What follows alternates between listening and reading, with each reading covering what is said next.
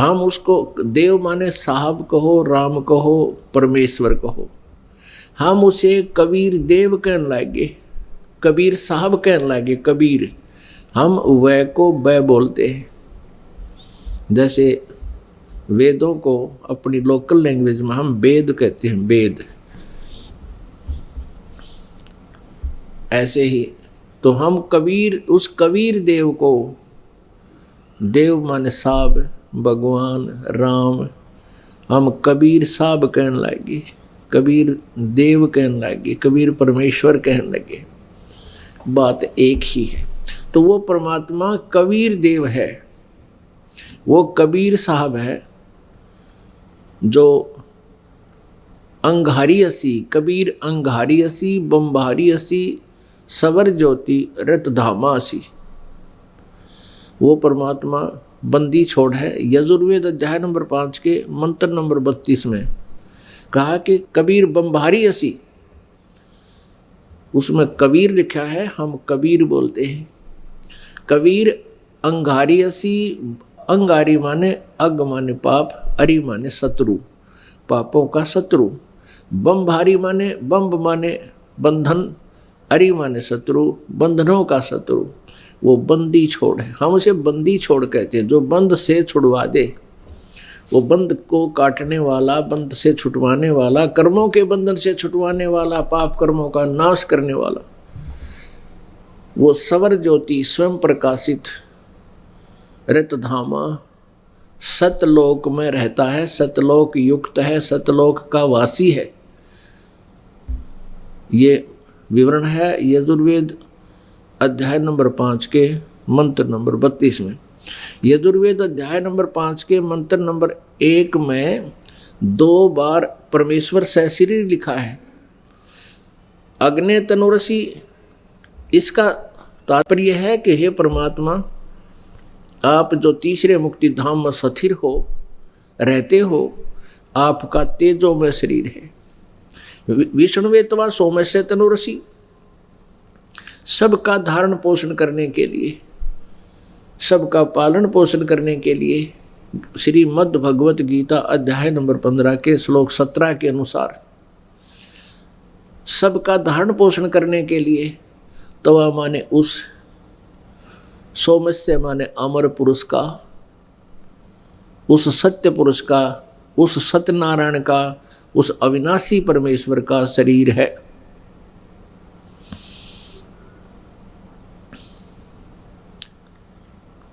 पुण्यात्माओं,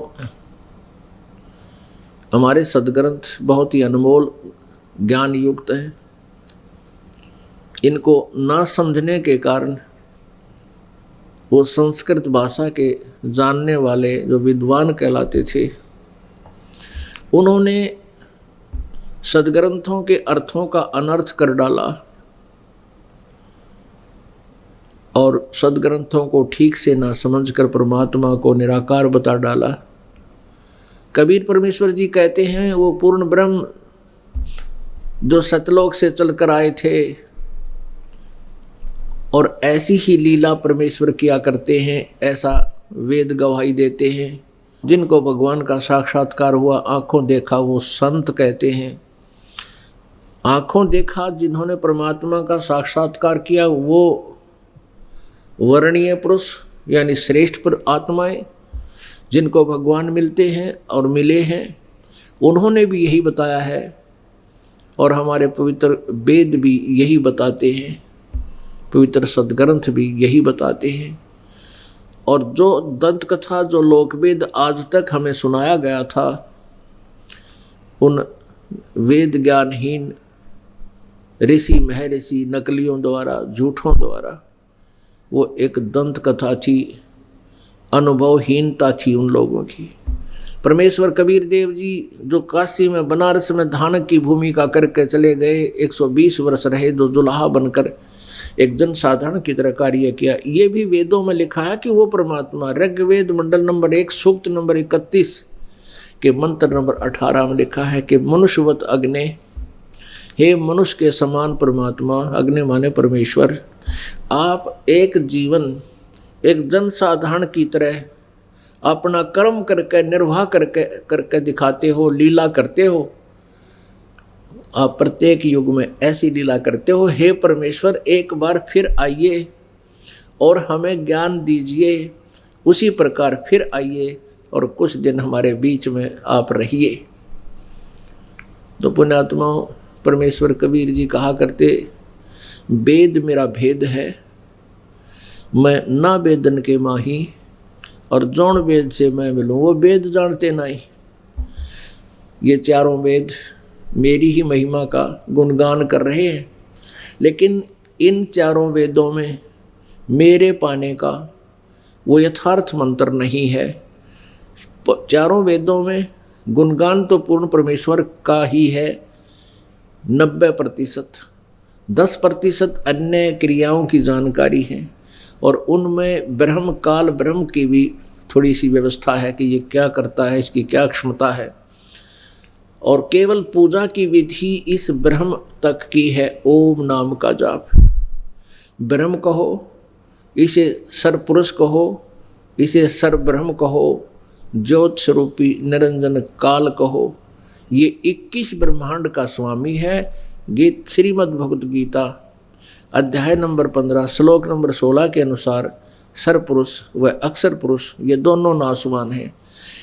ये सर्वपुरुष, इसको ब्रह्म भी कहते हैं, ज्योत स्वरूपी निरंजन भी कहते हैं, इसको काल भी कहते हैं। ये 21 ब्रह्मांड का स्वामी है, प्रभु है, भगवान है, पुरुष है।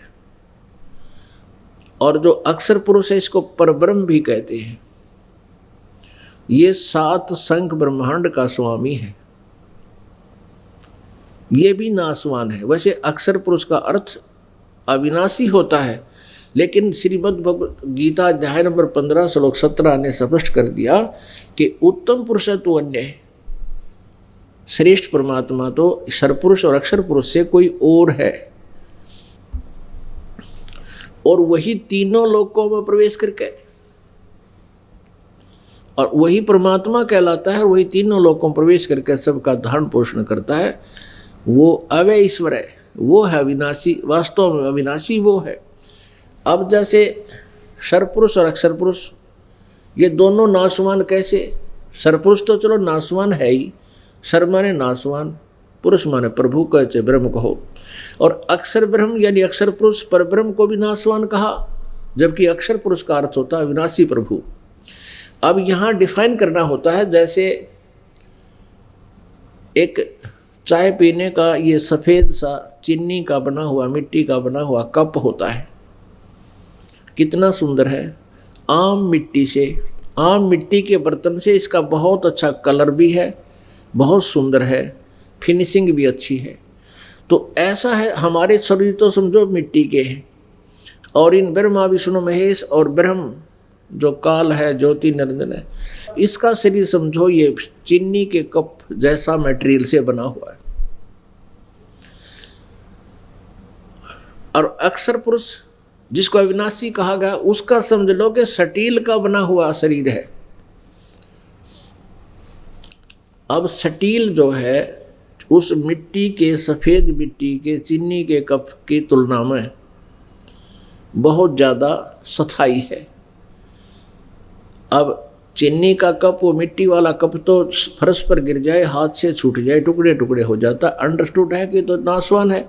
लेकिन जो स्टील का कप है, हाथ से गिर भी जा लेकिन टूटता नहीं, और काफ़ी वर्षों तक मनमाना 50-20 वर्ष में जाकर उसका जंग लगे, फिर वो नाश को प्राप्त हो।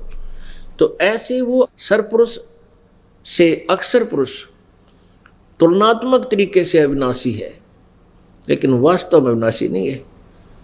वास्तव में अविनाशी सोना धातु है, स्वर्ण, गोल्ड। तो ऐसे परमात्मा को तो समझो गोल्ड, पूर्ण परमेश्वर को परम उत्तम पुरुष जो अन्य है वो तो है गोल्ड धातु से बना हुआ शरीर है, सभी सह शरीर है।